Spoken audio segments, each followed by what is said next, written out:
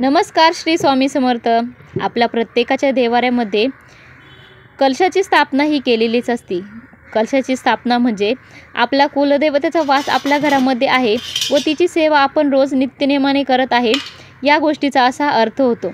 तर तुम्हाला माहीत आहे का, ह्या कलशाला कोणाच्या कलशाला नारळाचं झाड येतं, कोंब फुटतात, तर कोणाच्या कलशाला तडे जातात.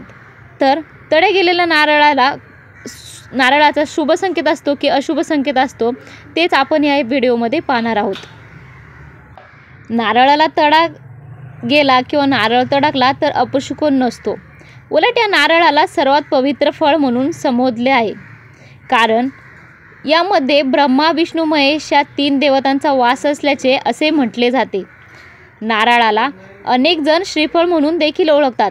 असं म्हणतात की जर नारळ आपोआप तडकत असेल तर घरावर येणारे सर्व संकट नारळाने आपल्यावर घेतलेले असते, म्हणून तो स्वतः तडकतो. त्यामुळे तो शुभ संकेत असतो. हा आपल्यावर किंवा आपल्या घरावर आलेले संकट टळलेले आहे, हा एक प्रकारे हा कलश सांगून जातो. तर तुमच्या घरामध्ये देखील अशा कलशाची स्थापना केलेली आहे का? असेल तर तुमचे आलेले अनुभव आम्हाला कमेंटमध्ये सांगा व ही माहिती तुम्हाला कशी वाटली ती देखील आम्हाला सांगा. आपल्या चॅनलवर जर नवीन असाल तर चॅनलला सबस्क्राईब जरूर करा. श्री स्वामी समर्थ.